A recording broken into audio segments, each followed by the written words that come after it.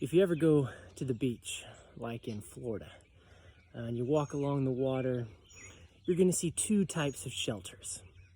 Right next to the water, you're going to see a long row of nice shady umbrellas. And if you go to the beach early, like I like to when I'm at the beach, you'll see these guys out there with these drills with these long pieces on it, and they're drilling these holes down, and then they just slide those umbrellas right into the holes. But if you look past the umbrellas, further inland, you'll see these giant high-rise hotels. And I guarantee you that if you could look under the ground and see the foundations for those huge hotels, you would see that they go much deeper than those little holes for the umbrellas. And that's because the hotels are permanent. The hotels are meant to be there for a very long time. Now, the principle of this little parable is simple. When God takes you down, maybe you feel like you're in a valley. Maybe you feel like you're being pushed down with an illness or this coronavirus or a job thing, or maybe you just things in your head are just really, really dark. God is not pushing you down. He's digging your foundation. See, the deeper the foundation, the greater the building.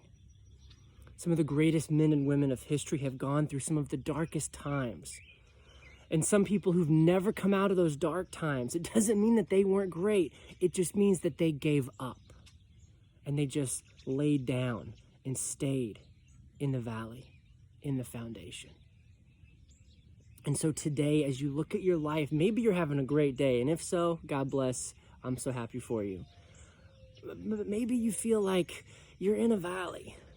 Maybe I feel like God is pushing you down into the dirt, and you're surrounded by darkness and you don't see a way out. And if that's the case, friend, don't worry. God's got this. He's not pushing you down to keep you down. He's just digging the foundation so that he can build you up. Think about David. He ran away from Saul and had to hide in the wilderness and lived in caves. And God lifted him up to being one of the greatest kings of world history. Think about Joseph. He was thrown in a pit. He was thrown in prison before God lifted him up, and he became second in command of Egypt. Think about Esther.